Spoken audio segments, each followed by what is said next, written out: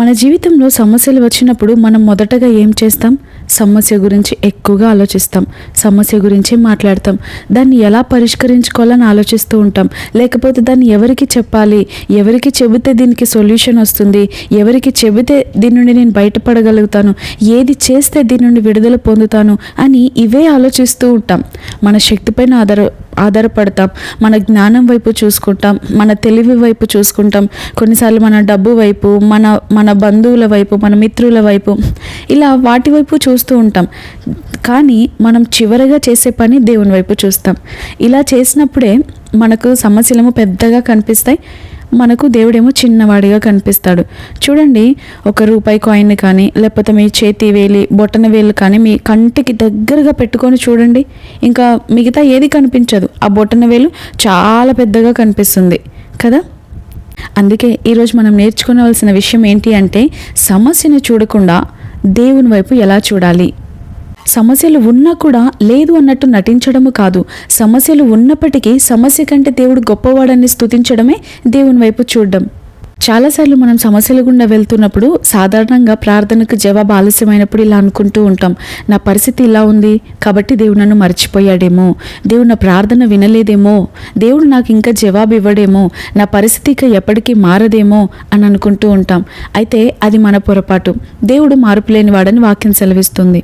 మన పరిస్థితులు మారినా మారకపోయినా ఆయన మంచివాడే. ఎందుకంటే వాక్యం సెలవిస్తుంది, యెహోవా దయాళుడు, ఆయన కృప నిరంతరం ఉండును. మనం చేయవలసింది మన పరిస్థితుల వైపు చూస్తూ కృంగిపోవడము కాదు, మన పరిస్థితుల్లో దేవుడు నన్ను మర్చిపోయాడు అని పలకడము కాదు. ఆ పరిస్థితులతో మనం చెప్పాలి దేవుడు ఎంత గొప్పవాడో. సమస్యలతో పరిస్థితులతో ఎలా మాట్లాడాలి, ఎలా చెప్పాలని ఆలోచిస్తున్నారా? అయితే ఇలా చెప్పండి, నా దేవుడు మంచివాడు, నా దేవుడు నాతో ఉన్నాడు, నా దేవుడు నా ప్రతి పరిస్థితిని చూస్తున్నాడు, నా దేవుడు నా స్థితిగతులను మారుస్తాడు, నా దేవుడు నన్ను పైగా ఉంచుతాడు, నా దేవుడు నా తలను పైకెత్తుతాడు అని ఇలాంటి మాటలను ఏదో భావోద్వేగంగా కాదు, ఇవన్నీ కూడా వాక్యానుసారంగా ఉన్న మాటలే. ఇవన్నీ విశ్వాస ప్రకటనలు అంటారు.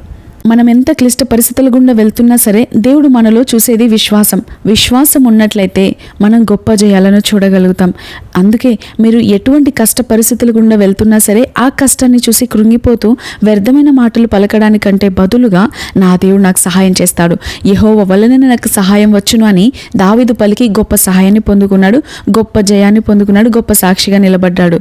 మనం కూడా గొప్ప గొప్ప జయాలు చూడాలి. మనం వెళ్తున్న పరిస్థితుల గుండా మనం గొప్ప సాక్ష్యంతో బయటికి రావాలి అంటే ఇటువంటి విశ్వాసపు మాటలు పలకాలి. మనం అంత మాత్రమే కాదు, మనం చేయవలసిన ఇంకో పని ఏంటంటే, గతంలో దేవుడు ఏ రీతిగా నడిపించాడు, గతంలో దేవుడు ఏ రీతిగా పోషించాడు, గతంలో ఇటువంటి సమస్యలు వచ్చినప్పుడు ఏ రీతిగా దేవుడు మనకు జయమిచ్చాడు, ఇంకా అనేక పోరాటాలు ఎదురైనప్పుడు దేవుడు ఏ రీతిగా సహాయం చేశాడు, వాటన్నింటిని మనం గుర్తు చేసుకోవాలి, జ్ఞాపకం చేసుకోవాలి.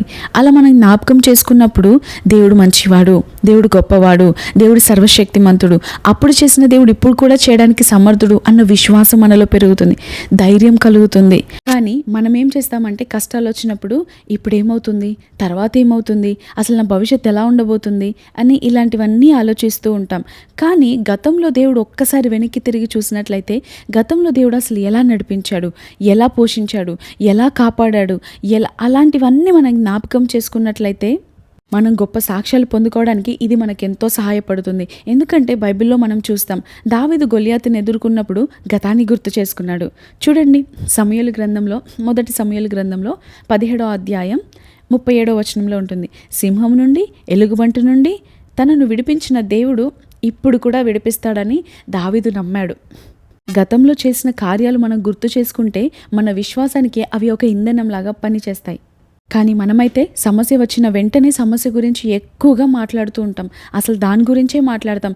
ఎవరు కాల్ చేసినా దాని గురించి చెప్తాం, ఎవరు కనబడినా దాని గురించే చెప్తాం, ఎవరికైనా ఇంకా దాని గురించి పూసగుచ్చినట్టు ప్రతి చిన్నదాన్ని కూడా చాలా వివరించి క్షుణ్ణంగా చెబుతూ ఉంటాం, అర్థమయ్యేలాగా చెబుతూ ఉంటాం. కానీ అంతే అర్థమయ్యే అంతగా దేవుని గురించి ఎప్పుడైనా మీరు ఇతరులకు చెప్పారా? మీ సమస్యని గురించి వివరించడానికి తీసుకున్న సమయం దేవుని వివరించడానికి ఎప్పుడైనా తీసుకున్నారా? దేవుని స్తుతించడానికి ఎప్పుడైనా అంత సమయాన్ని కేటాయించారా? మన సమస్య గురించి రోజంతా మాట్లాడితే మన మనసు సమస్యతోనే నిండిపోతుంది. అది ఎలా, ఎందుకు, ఎప్పుడు, ఏమవుతుంది, అసలు తర్వాత ఏమవబోతుంది అని ఇలా మళ్ళీ మాట్లాడుతూనే ఉంటాం. దానికి బదులుగా ఒక నియమం పెట్టుకోండి. ప్రస్తుతం మీ జీవితంలో ఏదైనా సమస్య ఉంది అంటే దాని గురించి ఒక్కసారి ప్రార్థించండి. కానీ దేవుని మంచితనం గురించి అనేక సార్లు ఇంకా మాట్లాడుతూనే ఉండండి. ఎందుకంటే దేవుని వాక్యం సెలవిస్తుంది, ఫిలిప్పీలకు రాసిన పత్రికలో 4వ అధ్యాయం 6-7 వచనాలను చూసినట్లయితే, దేనిని గూర్చి చింతపడకుడి, కానీ ప్రతి విషయంలోనూ ప్రార్థన విజ్ఞాపముల చేత కృతజ్ఞతాపూర్వకంగా మీ విన్నపములు దేవునికి తెలియజేయుడి. అప్పుడు సమస్త జ్ఞానమునకు మించిన దేవుని సమాధానం యేసుక్రీస్తు వలన మీ హృదయములకును మీ తలంపులకును కావలి ఉండును. Prayer plus thanksgiving is equal to peace. ప్రార్థన, అంతేకాకుండా మనం చేసే కృతజ్ఞతాస్తుతులు, దేవునికి చెల్లించే స్తుతులు, వాటి వలన సమస్త జ్ఞానమునకు మించిన సమాధానం మనకు కలుగుతుంది అని దేవుని వాక్యం సెలవిస్తుంది. చూడండి, రైతు ఆ సీజన్లో ఒకేసారి విత్తనాన్ని విత్తుతాడు, కానీ ప్రతిరోజు నీరు పోస్తాడు, దానికి కావాల్సినవన్నీ చూసుకుంటాడు కదా. మన జీవితంలో కూడా ఏదైనా సమస్య ఉంది, దాని నుండి బయటపడాలి అంటే మనం ప్రతిరోజు చేయవలసిన పనులు కొన్ని ఉన్నాయి. అందులో ఒకటి కృతజ్ఞతాస్తుతులు చెల్లించడం. కానీ చాలామంది సమస్యల గుండా వెళ్తున్నప్పుడు అసలు నాకు స్తుతించాలన్న మనసు కలగట్లేదు, స్తుతించడానికి నాకు మూడ్ లేదు, స్తుతించడానికి నా మనసు బాగోలేదు, సమస్య గుర్తొస్తుంది, నా పరిస్థితులు ఇలా ఉంటే నేను ఎలా స్తుతిస్తాను అని చాలామంది అంటూ ఉంటారు. అయితే హబక్కుకును మనం చూడవచ్చు. హబక్కుకు ప్రవక్త అంటాడు హబక్కుకు గ్రంథంలో, అతనికి అంజూరపు చెట్లు పూయకుండినను, ద్రాక్ష చెట్లు ఫలింపకపోయినను, ఒలివ చెట్లు కాపులేకయుండినను, చేనిలోని పైరు పంటకు రాకపోయినను, గొర్రెలు దొడ్డిలో లేకపోయినను, సాలలో పశువులు లేకపోయినను, నేను యెహోవాయందు ఆనందించెదను, నా రక్షణకర్త అయిన నా దేవుని యందు నేను సంతోషించెదను. హల్లెలూయా. చూసారా, దాని ముందు మాటలను మనం చదివినట్లయితే ఆయన వెళ్తున్న పరిస్థితి కొంచెం కఠినంగా ఉన్నట్టు మనకు అనిపిస్తుంది. కానీ ఆయన తీసుకుంటున్న తీర్మానం ఎలా ఉంది చూసారా? ఏది ఎలా ఉన్నా సరే నేను ఆయనను బట్టి ఆనందిస్తాను, ఏది ఎలా ఉన్నా సరే నేను ఆయనను స్తుతిస్తాను. ఎందుకంటే ఆయనకు తెలుసు, యెహోవాను బట్టి ఆనందించటం వలన మన హృదయ వాంఛలు తీర్చబడతాయని హబక్కుకు తెలుసు. The joy of the Lord is my strength అంటున్నాడు భక్తుడు. The joy of the Lord is my salvation అంటున్నాడు. The joy of the Lord, ఆయనను బట్టి మనం ఆనందించటం వలన మనం బలం పొందుకుంటాం, మన హృదయ వాంఛలు తీర్చబడతాయి. ఆయన నమ్ముకున్న వారికి ఆయన ఏ మేలు కొదుకు చేసే దేవుడు కాదు. చూడండి, వాక్యం సెలవిస్తుంది కీర్తనల గ్రంథంలో, సింహం పిల్లలైన లేమిగలవై ఆకలి ఉంటాయేమో, కానీ అసలు సింహం పిల్లలు ఆకలిగా ఉండవు.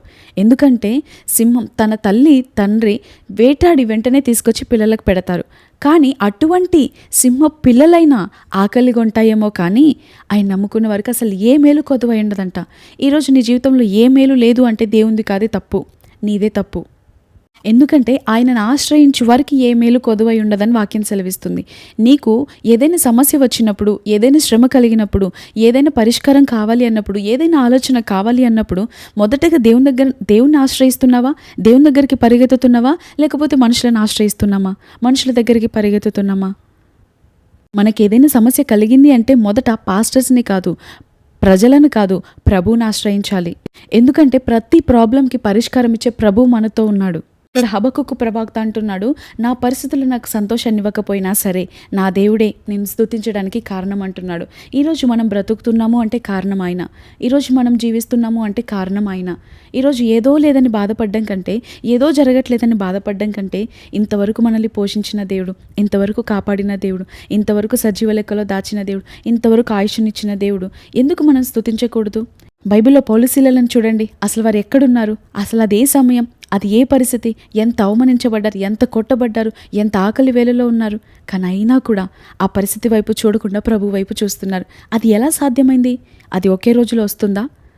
వారు ఆ కష్ట పరిస్థితుల గుండా వెళ్తున్నప్పుడు దేవుని అంతగా స్తుతించి అద్భుతాన్ని పొందుకున్నారు అంటే, మంచిగా ఉన్నప్పుడు కూడా వారు దేవుని స్తుతించారు కాబట్టే. వారు కష్టం రాకముందే వారిని వారు ట్రైనప్ చేసుకున్నారు. ఆ రీతిగా దేవునిపైన వారి దృష్టిని ఫోకస్ చేయగలిగారు. మనం కష్టం వచ్చినప్పుడు దేవుని ఆశ్రయించడం కొన్నిసార్లు కష్టమవుతుంది. అటువంటి సమయంలో ఏంటి ప్రభువా, ఎందుకు ప్రభువా, ఎలా ప్రభువా, ఇలా ప్రభువా అని మాట్లాడతాం. కానీ ముందుగానే మనం ట్రైనింగ్ అయి ఉన్నట్లయితే ప్రతిరోజు, అందుకే దానియేలు గ్రంథంలో మనం చూస్తాం, అనుదినము నీవు సేవించుచున్న నీ దేవుడు నేను రక్షించెనా. అనుదినము దేవుడిని దానియేలు సేవించాడు కాబట్టే ఆ సింహాల బోనులో పడినప్పుడు వెంటనే దేవుడు రక్షించాడు. మనం అనుదినము సేవించటం వలన మనకు శ్రమ కలిగిన వెంటనే అది గొప్ప సాక్ష్యంగా మారుతుంది. ఈరోజు మనమైతే అనుదినం మన ఇష్టానుసారంగా బ్రతుకుతాం. శ్రమ కలగగానే వెంటనే ఇది గొప్ప జయంగా మారాలి, నేను గొప్ప సాక్ష్యంగా ఉండాలి అని ఇలా చెబుతూ ఉంటాం. అది ఎలా సాధ్యమవుతుంది? మనం డైలీ స్కూల్కి వెళ్లకుండా డైరెక్ట్ ఎగ్జామ్కి వెళ్ళి ఫస్ట్ ర్యాంక్ రావాలంటే అది ఎలా సాధ్యమవుతుంది? మనం బైబిల్లో చూసినట్లయితే హబక్కూకు కానీ, పౌలుశీలలు కానీ, దానియేలు కానీ, దావీదు కానీ అద్భుతాలు పొందుకున్నాక కాదు, అద్భుతాలు జరగకముందే స్తుతించి అద్భుతాన్ని చూశారు. తలుపులు తెరుచుకున్నాక కాదు వీరు స్తుతించింది, తలుపులు ఇంకా మూయబడి ఉన్నప్పుడే వారు స్తుతించారు కాబట్టి తెరవబడ్డాయి. వారు ఒకవేళ మౌనంగా ఉండి ఉంటే దేవుడు కూడా మౌనంగా ఉండి ఉండేవాడు. స్తుతి అనేది తలుపులు తెరవబడ్డాక చేసే పని కాదు, తలుపులు తెరుచుకునేందుకు చేసే పని. అందుకే కష్టం వచ్చినప్పుడు కాదు, కష్టాలు అందరికీ వస్తాయి. అవి రాకముందే మనం అనుదినము ఆయనను స్తుతించడం అలవాటు చేసుకోవాలి. ప్రతి సిచ్యువేషన్లోనూ ఆయనను స్తుతించడం అలవాటు చేసుకోవాలి. అప్పుడు మనకు కష్టాలు ఎదురైనప్పుడు కూడా మనం ఆ కష్టాల్లో స్తుతించడం మనకు కష్టంగా అనిపించదు. అందుకే ప్రతిరోజు ఉదయం లేవగానే, దేవా నాకు ఈ జీవితాన్ని ఇచ్చావు, నీకు స్తోత్రమయ్యా, మరో దినాన్ని చూసే కృపనిచ్చావయ్యా, మరో దినం ఆయుష్ని పొడిగించావయ్యా, నా అవయవాలన్నిటికీ కావాల్సిన శక్తిని, బలమునిచ్చావయ్యా, భోజనం ముందు కూర్చున్నప్పుడైతే నాకు ఈ ఆహారాన్ని ఇచ్చావయ్యా, ఈ ఆహారాన్ని వండే కృపనిచ్చావయ్యా, నాకు శక్తినిచ్చావయ్యా, పని చేస్తున్నప్పుడైతే దేవా ఇన్ని పనులు చేయడానికి నాకు మంచి చేతులని ఇచ్చావు, ఈ పనులన్నీ చేయడానికి నా చేతులకు శక్తినిచ్చావు, నాకు బలహీనతలో నీ బలమునిచ్చి నన్ను బలపరిచావయ్యా, ఈ పనులన్నీ ఎలా చేయాలో నాకు జ్ఞానం ఇచ్చావయ్యా అని ఇలా ప్రతిరోజు ఆయనను స్తుతించాలి. ప్రతి పనిలోనూ, ప్రతి సిచ్యువేషన్లోనూ. మనం రాత్రి పడుకునే ముందైతే, మనం లేచినప్పుడు ఏంటి, మనం పనులు చేస్తున్నప్పుడు ఏంటి, నడుస్తున్నప్పుడు ఏంటి, వాష్రూమ్లో ఉన్నప్పుడు ఏంటి, ఏ పని చేస్తున్నా కూడా థ్యాంక్ యూ జీసస్ అనడమో, లేకపోతే ఆ పనిని బట్టి దేవుని స్తుతించడమో, ఆ పనిలో దేవుని ఔన్నత్యాన్ని జ్ఞాపకం చేసుకొని దేవుని మంచితనాన్ని పొగడమో ఇలా చేస్తూ ఉన్నట్లయితే మనకు ఎటువంటి కష్టాలు ఇచ్చినా కూడా, అటువంటి కష్టాల గుండా వెళ్తున్నప్పుడు కూడా మన నోరు ఆటోమేటిక్గా దేవుని స్తుతించగలుగుతుంది. ఇప్పుడు ఆ క్లిష్ట పరిస్థితుల్లో ఎందుకు ప్రభువా ఇలా జరుగుతుంది అని ఏమనము, ప్రభువా నీవు నాతో ఉన్నావు, నాకు సహాయం చేసినందుకు నీకు స్తోత్రం అనే మాటలు మన నోట నుండి వస్తాయి. చాలామంది సమస్యలు వచ్చినప్పుడు వెంటనే కృంగిపోతూ ఉంటారు. స్తుతించడానికి మూడ్ లేదు, నా మనసు బాగోలేదు, స్తుతించడానికి దేవుడు ఏం చేశాడని అని అంటూ ఉంటారు. అయితే గొప్పవారు ఎప్పుడు కూడా గొప్పవారు సాధారణంగా అవ్వలేదు. వారు గొప్ప గొప్ప పోరాటాలు పోరాడారు కాబట్టి గొప్పవారయ్యారు. అందుకే ఒక సామెత ఉంటుంది కదా, ఎంత పెద్ద పోరాటమో అంత పెద్ద విజయం. ఈరోజు నేను మీకు ఒక సలహా ఇవ్వాలని ఆశపడుతున్నాను. వెంటనే ఈరోజు ఒక పేపర్ తీసుకోండి, ఆ పేపర్ పైన ఇలా కొన్ని విషయాలు రాసుకోండి. దేవుడు ఏమేమి మీ జీవితంలో కార్యాలు జరిగించాడు. ఫర్ ఎగ్జాంపుల్, మీకు మంచి జీవితాన్ని ఇచ్చాడు, రక్షణని ఇచ్చాడు, మంచి కుటుంబాన్ని ఇచ్చాడు, మంచి ఆరోగ్యాన్ని ఇచ్చాడు, అనుదినం మీకు ఆహారం ఇస్తున్నాడు, దేవుని వాక్యాన్ని ఇచ్చాడు, ప్రార్థించే అవకాశాన్ని ఇచ్చాడు, గతంలో ఎన్నో సహాయాలను ఇచ్చాడు, దేవుని కృపనిచ్చాడు, దేవుడు మిమ్మల్ని క్షమించాడు. ఇలా చెప్పుకుంటూ పోతే ఎన్నో ఉంటాయి. అనేక సార్లు అనారోగ్యం వచ్చినప్పుడు మిమ్మల్ని స్వస్థపరిచాడు, అనేక యాక్సిడెంట్స్ నుండి తప్పించాడు, ఎన్నో పరీక్షల్లో పోరాటాల్లో జయాన్ని ఇచ్చాడు. ఇటువంటివన్నీ మీరు ఒక చోట రాసుకున్నట్లయితే ఈ లిస్ట్ మీరు కష్టం వచ్చినప్పుడు ఒకసారి చదవండి. వెంటనే మీ నోట నుండి స్తుతి తప్ప ఇంకా ఏది రాదు. ఎందుకు ప్రభువా అన్న మాటే రాదు. చూడండి, పిల్లవాడు తన తండ్రితో కలిసి రోడ్డు మీద నడుస్తున్నాడు. ఆ రోడ్డు మీద ఒక పెద్ద గొయ్యి కనిపించింది. దాన్ని చూసిన వెంటనే పిల్లవాడికి చాలా భయం వేసి తండ్రి చేతిని గట్టిగా పట్టుకున్నాడు. గొయ్యి పెద్దదే, కానీ పిల్లవాడు గొయ్యిని చూస్తూనే ఉండాల్సిన అవసరం లేదు, తండ్రి చేతిని పట్టుకొని ఉంటే చాలు. అక్కడ ఇంకా సమస్తం తండ్రే చూసుకుంటాడు. అలాగే మన జీవితంలో కూడా సమస్య పెద్దదై ఉండవచ్చు, కానీ మనం ఆ సమస్యని చూస్తూ అక్కడే కృంగిపోతూ బాధపడాల్సిన పని లేదు. దేవుని వైపు చూసినట్లయితే, మన యొక్క ఫోకస్ దేవుని పైన నిలిపినట్లయితే ఆ సమస్యను సాక్ష్యంగా దేవుడు మారుస్తాడు. చూడండి, every coin has two sides. Both sides. మనం ఒక కాయిన్ని పట్టుకొని చూస్తే ఒకవైపు చూడగలుగుతాం, కానీ రెండో వైపు అటు సైడ్ మనం చూడలేకపోతాం కదా. అలాగే మనం చేయగలిగిన పని మనం చేసినట్లయితే దేవుడు చేయవలసిన పని దేవుడు చేస్తాడు. మనం కృంగిపోతూ ఉంటే దేవుడు కూడా ఏం చేయలేడు. మనం స్తుతిస్తే దేవుడు తన మార్గాలను కనుపరుస్తాడు, దేవుడు జయాన్ని ఇస్తాడు, దేవుడు గొప్ప గొప్ప సాక్ష్యాలను ఇస్తాడు, దేవుడు సహాయాన్ని పంపిస్తాడు, మూయబడిన తలుపులను తెరుస్తాడు.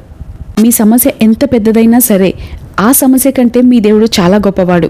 మీ అప్పు ఎంత పెద్దదైనా ఉండవచ్చు, మీ కుటుంబ సమస్య ఎంత పెద్దదైనా అయి ఉండవచ్చు, మీ అనారోగ్య సమస్య ఎంత పెద్దదైనా అయి ఉండవచ్చు, అది ఎంతో కాలంగా అయి ఉండవచ్చు, మీ భవిష్యత్తులో మీరు కలిగి ఉన్న భయం అది ఎంత పెద్దదైనా అయి ఉండవచ్చు.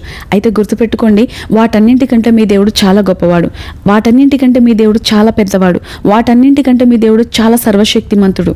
అందుకే ఈరోజు ఒక మాట చెప్పండి, నా పరిస్థితులు ఎలా ఉన్నా సరే నా దేవుడు మంచివాడు, నాకు సమాధానం కనిపించకపోయినా సరే నా దేవుడు పనిచేస్తున్నాడు, నా జీవితంలో మూయబడిన తలుపులున్నా సరే నేను ఆయనను స్తుతిస్తాను, నా జీవితంలో ప్రస్తుతం కన్నీళ్ళున్నా సరే నేను ఆయనను స్తుతిస్తాను, నా జీవితంలో ప్రస్తుతం అనారోగ్యం ఉన్నా, అశాంతి ఉన్నా నేను ఆయనను స్తుతిస్తాను, ఆలస్యమైనా సరే నేను ఆయనను ఇంకా స్తుతిస్తాను అని బిగ్గరగా నోటితో పలకండి.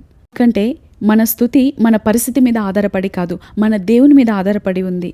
ఈ రోజు నుండి మన పరిస్థితులను గూర్చి వివరించుట కంటే ఎక్కువగా దేవుని గురించి వివరిద్దాం. పరిస్థితుల గురించి ప్రజలతో ఎక్కువగా మాట్లాడడం కంటే కూడా నా దేవునితో ఈ రోజు నుండి నేను ఎక్కువగా మాట్లాడతాను అని ఒక తీర్మానం తీసుకోండి. మీరు మీ కష్టాల మధ్యలో, మీ కన్నీళ్ళ మధ్యలో, మీ ప్రతికూల పరిస్థితుల మధ్యలో కూడా మీ దృష్టిని ఆయన పైన కేంద్రీకరించి మీరు స్తుతించినట్లయితే దేవుడు మిమ్మల్ని అక్కడే విడిచిపెట్టడు. దేవుడు మిమ్మల్ని తలగా ఉంచుతాడు.